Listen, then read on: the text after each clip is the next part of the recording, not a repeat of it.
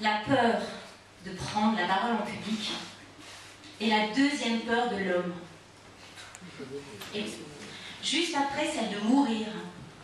Alors aujourd'hui, imaginez votre peur.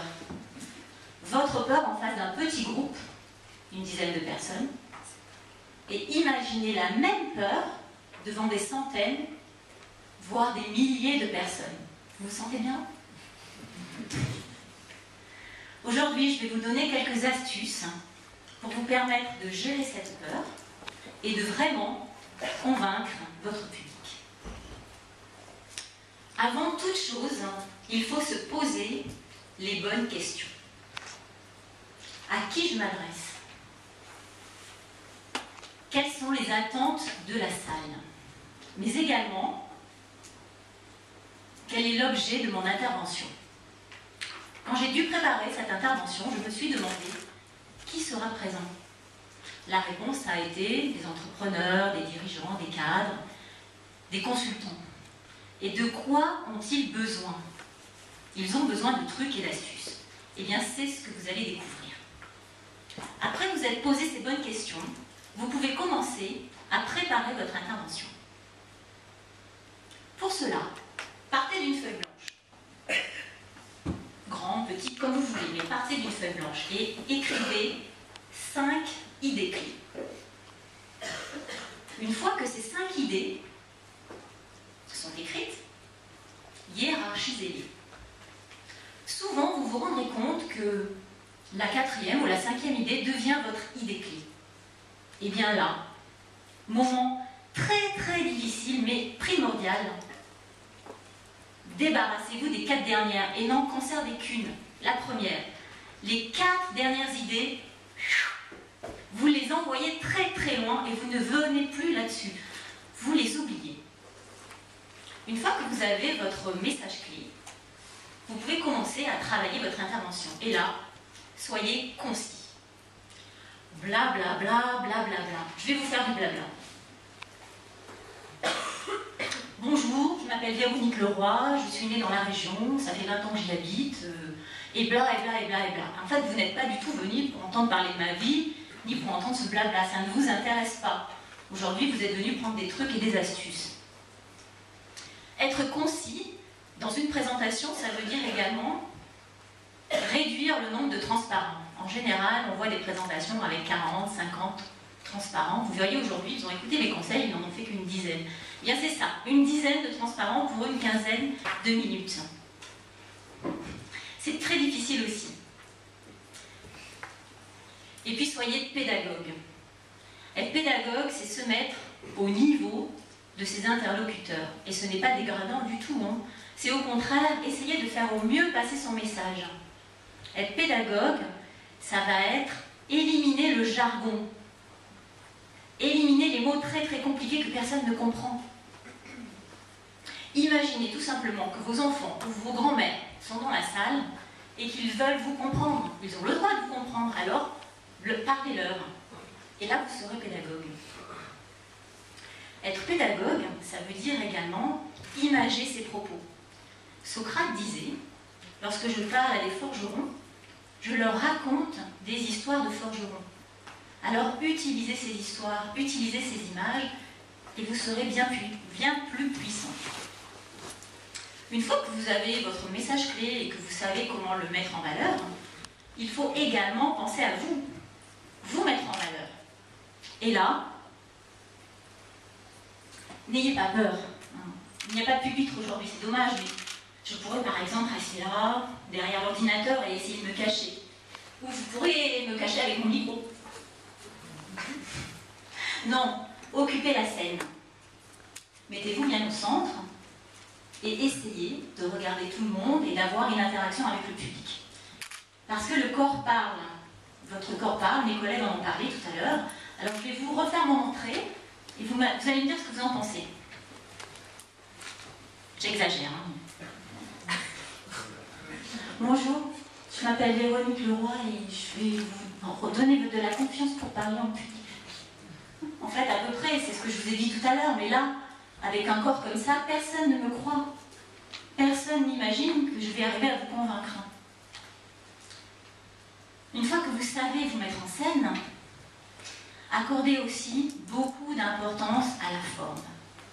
Alors là, beaucoup, mais beaucoup de gens imaginent que le fond est primordial et que la forme n'est qu'accessoire.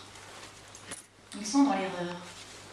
Rappelez-vous, Pascal tout à l'heure le disait, 93% de la communication est non verbale. Autrement dit, de tous les mots que nous prononçons aujourd'hui ne comptent que pour 7%.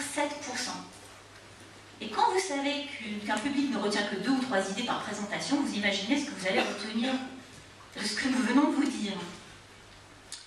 Accorder de l'importance à la forme, c'est aussi prendre soin de faire une belle présentation. Si on décide d'en faire une sous PowerPoint, autant qu'elle soit belle. Donc sélectionnez, et prenez du temps pour sélectionner de belles images, et sélectionnez aussi les mots que vous allez mettre dessus, puisqu'ils sont peu nombreux, autant qu'ils soient percutants. Et puis, le sourire. Alors, une chose importante, le sourire.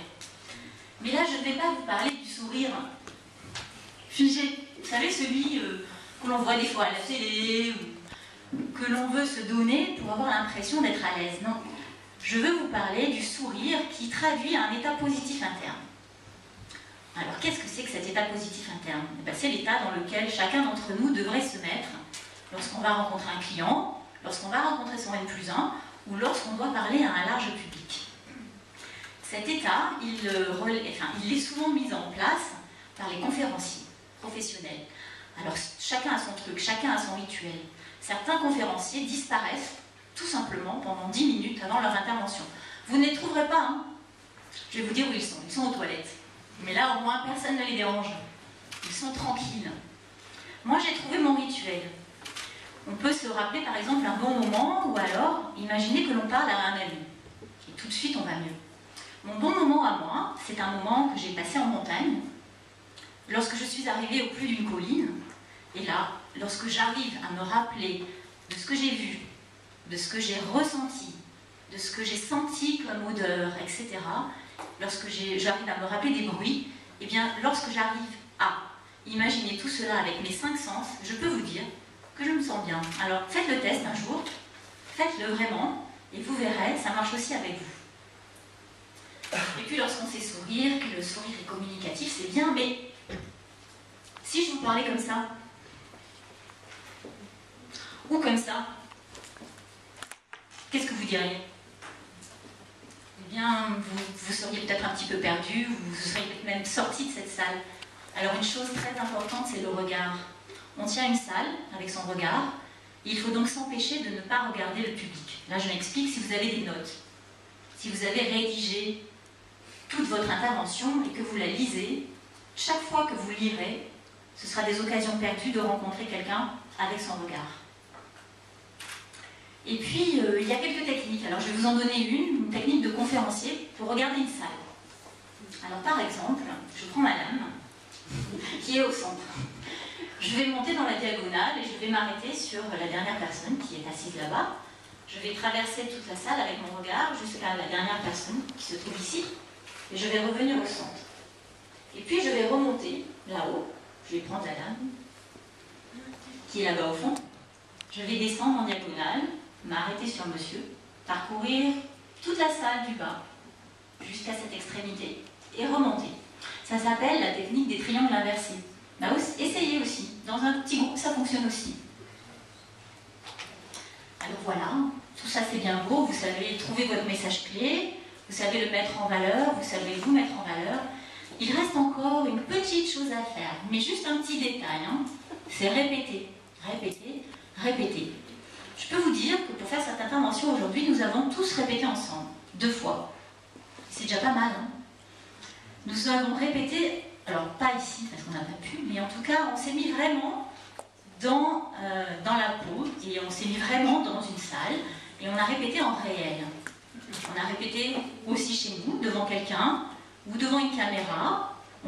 Certains ont enregistré leur voix et il faut le faire pour chaque intervention. Alors, votre peur de prendre la parole en public est-elle toujours aussi proche de celle de mourir?